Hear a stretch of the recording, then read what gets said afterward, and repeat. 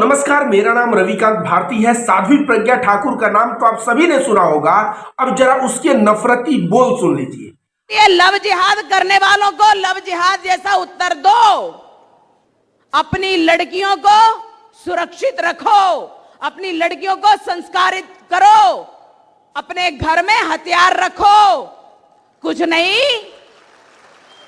तो सब्जी काटने वाला चाकू जरा तेज रखो। जब हमारा सब्जी अच्छे से कटेगी तो निश्चित रूप से दुश्मनों के मुंह भी और सिर भी अच्छे से कटेंगे। आपने उसके नफरती बोल को सुना। उसमें वह कहती हुई नजर आ रही है, सीधे तौर पे लव जिहाद करने वालों को, मतलब मुसलमान समुदाय को टारगेट कर रही है और मुसलमान समुदाय के प्रति और क्या कह रही है, हिंदुओं से गुहार कर रही है कि तुम्हारे घर में हथियार रखो, और हथियार अगर नहीं रख सकते तो घर में जो सब्जी काटने वाला चाकू है उसमें धार लगा लो, क्योंकि वह धारदार रहेगा। तो यह भी कह रही है कि किसी का गर्दन उड़ाने और किसी का सर जो उड़ाने में उससे सुविधा होगा। आप बताइए, भारत के संसद में बैठी हुई एक सांसद भी है और इसके इतने नफरती बोल वचन है। आप जरा इस पे विचार करिए। और इन अंधभक्त गोबर भक्तों को अब जो है भगवा का अपमान नहीं लगेगा, चाहे भगवा पहन के किसी की कोई हत्या करे या हत्या की गुहार लगाए। यह कपड़ा कैसी पहनी हुई है, भगवा। सबसे पहले अगर नफरती चिंटू और अंधभक्तों में थोड़ा सा भी ईमान धर्म होगा तो अपने भगवा के रक्षा के लिए वह तुरंत जो है हर एक जगह एक्टिव होंगे और साध्वी प्रज्ञा ठाकुर का विरोध करेंगे कि साध्वी प्रज्ञा ठाकुर भगवा पहन के, जो भगवा पहन के लोग प्रेम का प्रवचन देते हैं, सद्भाव का प्रवचन देते हैं, उसी भगवा रंग को पहन के एक समुदाय विशेष को मारने पीटने और उनकी हत्या करने की बात यह करती हुई कैसे नजर आ रही है। लेकिन इन अंधभक्तों को यह नजर नहीं आएगा। वो एक बाबा था ना जो शाहरुख खान को उल्टा सीधा बोल रहा था, ये तो सांसद भी है और ये भी जो है एक बाबी ही कह लीजिए, प्रज्ञा ठाकुर के आगे साध्वी लगता है। और इन दोनों के बोल वचन भगवा पहन के इतने बुरे हैं, लेकिन अंधभक्त जो है चुप्पी साध लेते हैं।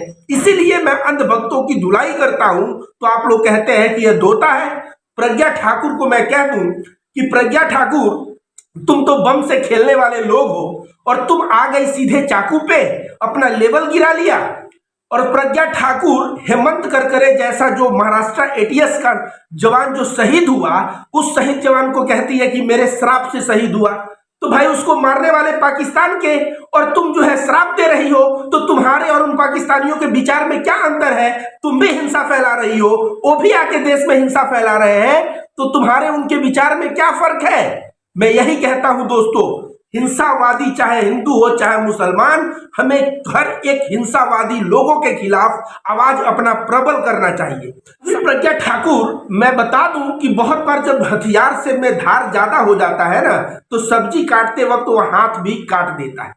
इसलिए बहुत ज्यादा धारदार हथियार सब्जी काटने के लिए नहीं रखा जाता। लेकिन तुम उन मुसलमानों को क्या, तुम तो हिंदुओं की भी दुश्मन हो, तुम ऐसा व्यवस्था बता रही हो जिससे जो है हाथ इनका भी कट जाए। और राहत इंदौरी जी का शायर है ना, जो कहते हैं, लगेगी आग तो आएंगे कई घर जद में, यहाँ सिर्फ मेरा मकान थोड़ी है। जब तुम आग लगा रही हो मुसलमान समुदाय के खिलाफ और बोल रही हो चाकू तेज करो, तो उस चाकू से रोजमर्रा का इस्तेमाल हमारे ही घर की माँ बहनें करती हैं और उनका भी हाथ कट सकता है।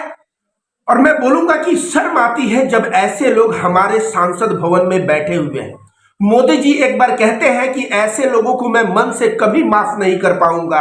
मोदी जी, अगर आप मन से माफ नहीं कर पाएंगे तो आपके माफ न करने के बावजूद भी ऐसे भयानक भयानक यह बातें करके कैसे यह मेंबर ऑफ पार्लियामेंट बनी हुई है, इसको आप संज्ञान में लीजिए और तुरंत प्रभाव से पार्टी लेवल से जैसा भी हो इसको जो है सांसद पद से बाहर करिए। क्योंकि यह औरत जब भी अपना मुंह खोल रही है तब भारत के संविधान के खिलाफ बातें कर रही है।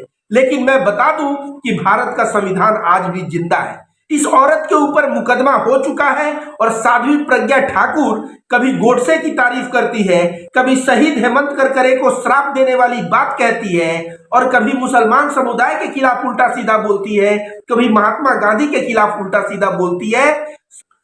ऐसे औरत के ऊपर तो मुकदमा होना ही चाहिए। मैं बता दूं, कर्नाटका में इस औरत के ऊपर मुकदमा हो चुका है। धारा 153A के तहत और दूसरा 506 धारा के तहत। ये दोनों धाराओं में क्या होगा, 153A जो है हिंदू मुस्लिम या किसी भी भारत के दो समुदायों के बीच झगड़ा उत्पन्न करने का कार्य करने वाले व्यक्ति के ऊपर जो है लगता है 153A। तो इनके ऊपर 153A का मुकदमा हो चुका है। दूसरा 506 धारा के तहत अगर अमन चैन से शांति से लोग रह रहे हो, वहां पे कोई व्यक्ति पहुंचे और इरादातन वह ऐसी बातें करे जिससे वहां शांति भंग हो और वहां के लोग आपस में लड़ने लगे, तो इसके लिए भारत के संविधान में धारा 506 और धारा 153A दो समुदाय में झगड़ा लगाने का कार्य करने के लिए इन दोनों धारा के तहत इनको मुकदमा इनके ऊपर हो चुका है। और साध्वी प्रज्ञा को यह बात बिल्कुल नहीं भूलना चाहिए कि भारत में अभी भी संविधान जिंदा है और भारत का संविधान इस तरह से जिंदा है कि भारत में MP MLA तो छोड़िए कई मंत्री भी जेल में अभी रह रहे हैं।